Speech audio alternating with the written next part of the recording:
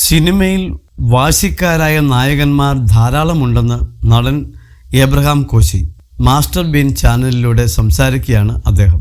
മലയാളത്തിൽ നിരവധി സിനിമകളിൽ ചെറിയ വേഷങ്ങളിൽ ശ്രദ്ധേയനായ താരമാണ് ഏബ്രഹാം കോശി. ഈ പേര് അത്രയ്ക്കും പരിചിതമല്ലെങ്കിലും മലയാളത്തിലെ ഒട്ടുമിക്ക ചിത്രങ്ങളിലും അദ്ദേഹമുണ്ട്. റൺവേ, മീശമാധവൻ, ലയൺ, ഒരു മറവത്തൂർ കനവ് തുടങ്ങി നിരവധി സിനിമകളിൽ അഭിനയിച്ചിട്ടുണ്ട്. മമ്മൂട്ടിയെക്കുറിച്ചും മോഹൻലാലിനെക്കുറിച്ചും ചില പരാമർശങ്ങൾ ഏബ്രഹാം കോശി പറയുന്നു. മമ്മൂട്ടിയുടെ ജീവിത രീതി കൃത്യനിഷ്ഠയുള്ളതാണ്.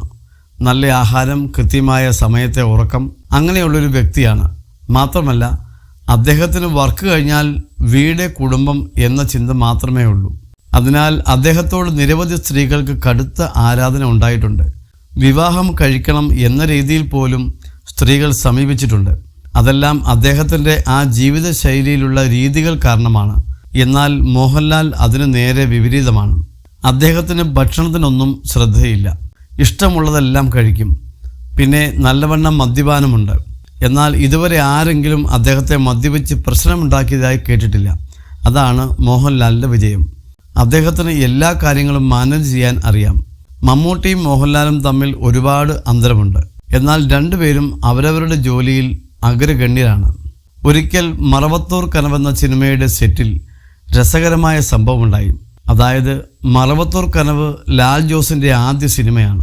അതിൽ മമ്മൂട്ടിയുടെ സുന്ദരിയെ സുന്ദരിയെ എന്ന ഗാനരംഗം ഷൂട്ട് ചെയ്യാനുണ്ടായിരുന്നു. ഷൂട്ടിംഗ് രാത്രിയാണ്. ആ സമയത്ത് അദ്ദേഹം KG ജോർജ് സാറിൻ്റെ ഇളവൻകോട് ദേശം എന്ന സിനിമയിലും അഭിനയിക്കുന്നുണ്ട്. അതിൻ്റെ ഷൂട്ടിംഗ് തൃശ്ശൂരിൽ വെച്ചായിരുന്നു. മറവത്തൂർ കനവ് പൊള്ളാച്ചിയിൽ വെച്ചാണ് ഷൂട്ട് ചെയ്യുന്നത്. ഈ പാട്ട് ഷൂട്ട് ചെയ്യുന്നത് രാത്രിയിലായതിനാൽ പകൽ ഇളവൻകോട് ദേശത്തിൻ്റെ ഷൂട്ടിങ്ങിന് പോകട്ടെ എന്ന് മമ്മൂട്ടി ലാൽ ജോസിനോട് ചോദിച്ചു. അങ്ങനെ അദ്ദേഹം ഒറ്റയ്ക്കാണ് അവിടെ വരെ വണ്ടി ഓടിച്ചു പോയത്. രാത്രിയായപ്പോൾ പറഞ്ഞ പോലെ അദ്ദേഹം പൊള്ളാച്ചിയിൽ തിരിച്ചെത്തി. പക്ഷേ യാത്രാക്ഷീണം മൂലം അദ്ദേഹം ഉറങ്ങിപ്പോയി. ഷോട്ടിന് സമയമായപ്പോൾ മമ്മൂട്ടി നല്ല ഉറക്കം. അദ്ദേഹത്തിനെ വിളിക്കാൻ എല്ലാവർക്കും ബുദ്ധിമുട്ട്. അങ്ങനെ ഉറക്കമെണ്ണീറ്റപ്പോൾ പുലർച്ചെ 1 മണിയായി. എന്നാൽ ആരും തന്നെ വിളിക്കാതിരുന്നത് അദ്ദേഹത്തിന് വലിയ ഇൻസൾട്ടായി തോന്നി. അദ്ദേഹം നേരെ വന്നിട്ട് പറഞ്ഞത്, ഞാൻ പോവുകയാണെന്ന്. മമ്മൂട്ടി പിണങ്ങിപ്പോകാനൊരുങ്ങി. എല്ലാവരും ഒരുപാട് പറഞ്ഞു പോവരുതെന്ന്. അദ്ദേഹം ആരും പറഞ്ഞിട്ടും കേട്ടില്ല. അവസാനം നിർമ്മാതാവ് രഞ്ജിത്ത് പോയി അദ്ദേഹത്തോട് എന്തോ കാര്യം പറഞ്ഞു. അതിനുശേഷമാണ് അദ്ദേഹം തിരികെ വന്ന് ആ സീൻ ഷൂട്ട് ചെയ്തത്.